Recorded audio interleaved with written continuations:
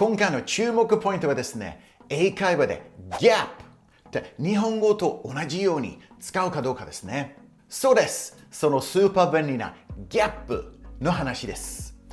大きなズレという意味になりますね。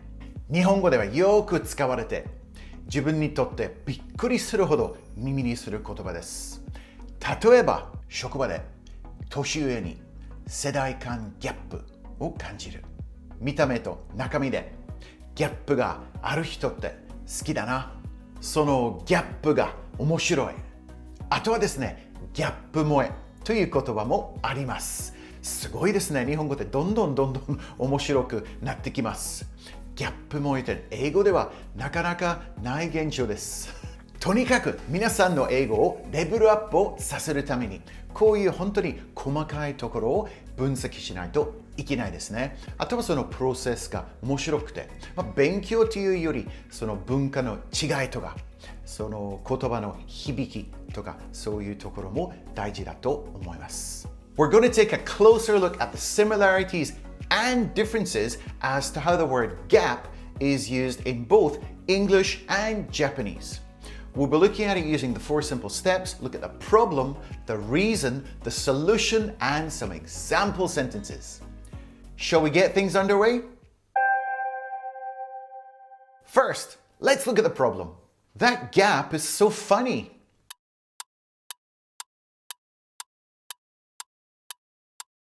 That gap is so funny. Now, I hear utterances like these every now and again. It's usually something about people. In this case, we're focusing on how someone can have like a secret side that nobody knew about. Did you hear about Suzuki-san? Do you mean our boss, Suzuki-san? Yes, well, apparently he won a baking competition. A baking competition? Suzuki-san? You sure it's the same person? Yeah! Look at this! He got first prize for his chiffon cake. But he always seems a real man's man. That gap is so funny. This may not seem like such a weird thing to say if you were talking in Japanese. But in English, a native speaker might have some trouble understanding what you're trying to say. In a nutshell, the way gap and gyappu are used are not quite the same in English and Japanese. It can lead to communication problems and might even confuse people. Let's look at the reasons why. The word gap in English is only really used in 2 clear situations. The first one is a generation gap. It's basically like a set phrase, the generation gap. It's often paired with the word between. The boss felt the generation gap between himself and the younger people on his team when everybody declined his offer to come with him for drinks after work. As a matter of fact, this is how the clothing store Gap got its name. In 1969, Don Fisher opened a store in San Francisco, aimed at teens and college kids. They sold Levi's blue jeans alongside records and tapes. Fisher planned to call the store Pants and Discs. But his wife Doris came up with the winning name, The Gap, which is short for Generation Gap. Their goal was comfortable clothing that appealed to all ages, bridging the generation gap. The second really common way to use gap is the gap between the rich and the poor. In recent years, this has been a pretty hot topic, and people have been talking about how the gap has been widening between those who have and those who don't. As the gap widens between the rich and the poor, CEOs have been slated in the media for taking too big a share of the economic pie. Some other ways that we use gap is when there is a physical distance between 2 things. If you've ever been to London, you might be familiar with the iconic phrase, mind the gap. It's all over the London Underground or the Tube, and they even sell mind the gap souvenirs. There has also been a rather unhealthy trend called a thigh gap. A lot of young ladies have developed eating disorders to achieve the unnatural effect.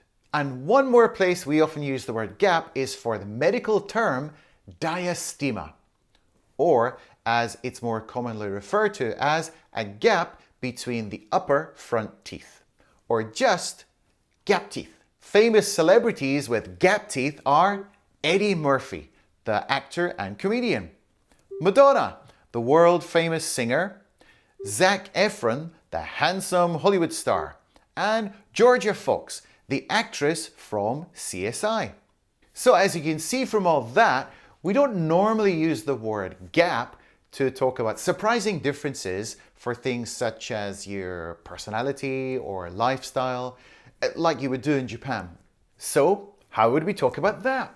Let's find out back in my classroom.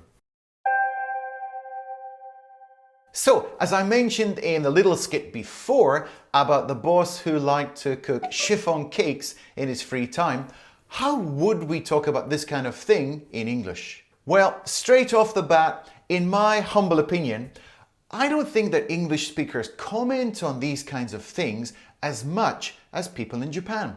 It's kind of a cultural thing. However, here are 5 ways to express this kind of thing. Granted, they're not exactly the same as the Japanese gyappu, but they're pretty close. It caught me off guard. It's like a boxer taking his guard down and getting KO'd. Her generosity really caught me off guard. She's usually pretty stingy when it comes to money.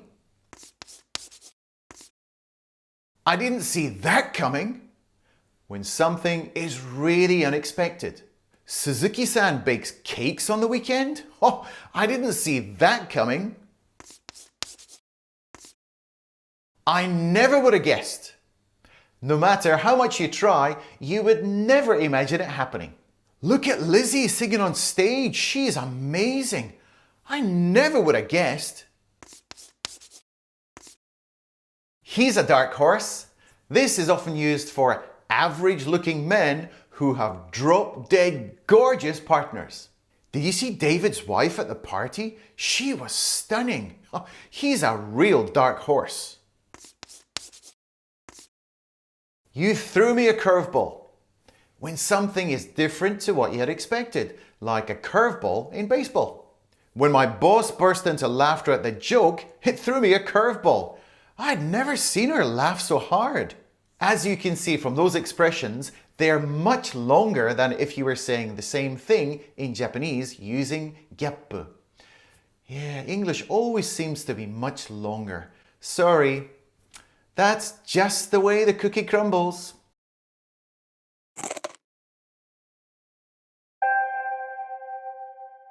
The way Janice danced really caught me off guard.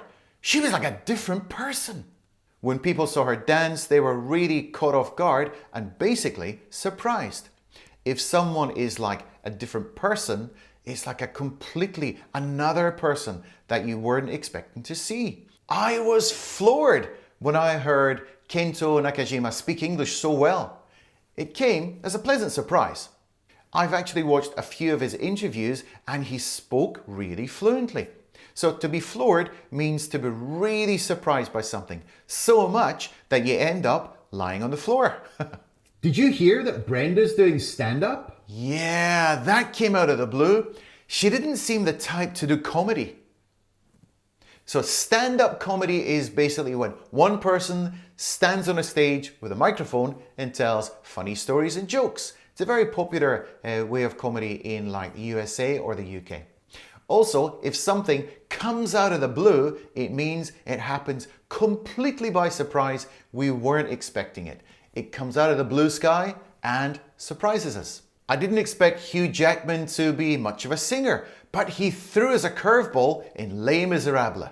So when you say someone is not much of a something, it means they're not very good at doing something. So you could say, I'm not much of an English speaker, I'm not much of a singer, or I'm not much of a cook. What's your favorite phrase from the 5 that I talked about earlier in the video? Let me know down in the comments which one is easiest to understand or which one you think that you'll be able to use in a conversation sometime soon. For me, I really like it caught me off guard. Did you hear that Brenda's doing stand-up? I don't have an answer for that. Is there something else I can help with? Siri, I'm not talking to you.